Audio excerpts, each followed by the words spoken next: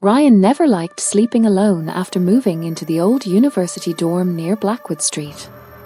The building looked normal during the day, but at night the hallways felt strangely quiet, almost dead.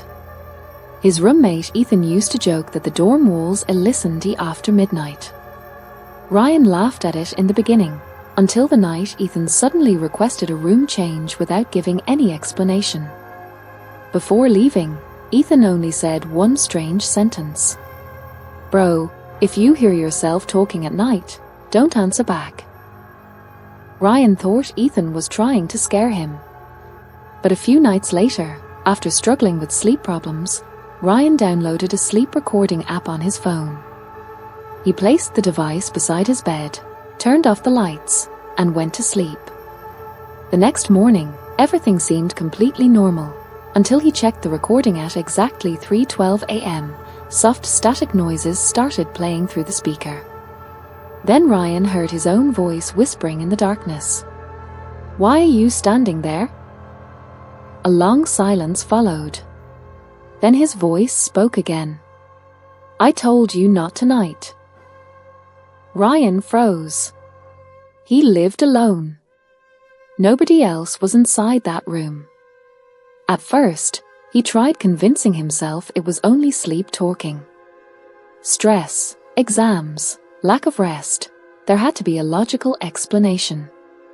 But the next night, something even stranger happened.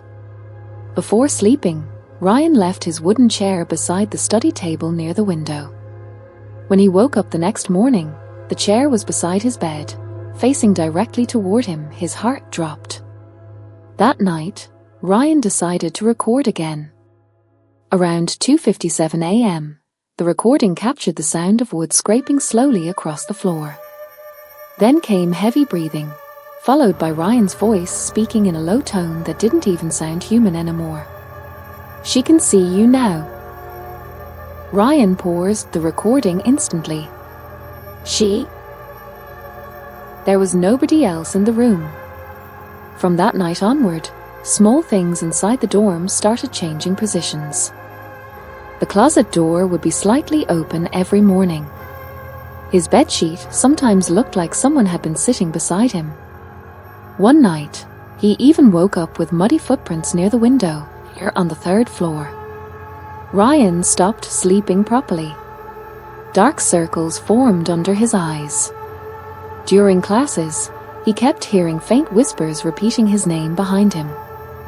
Nobody else reacted to the sounds. A week later, Ryan met an old janitor working near the dorm basement. The man stared at him strangely and asked, "You're staying in room 208, right?" Ryan slowly nodded. The janitor's face turned pale. "You should leave before it starts answering you." That sentence stayed inside Ryan's mind the entire night.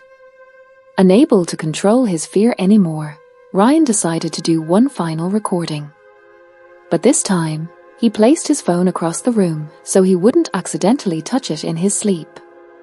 At 3:03 a.m., the recording started with silence. Then came the sound of the chair moving again. Slowly. Closer. Closer. Then Ryan's sleeping voice whispered, "You came back." For nearly 20 seconds, there was complete silence on the audio. And then, for the first time, another voice answered. A deep broken whisper filled the speaker. "I never left."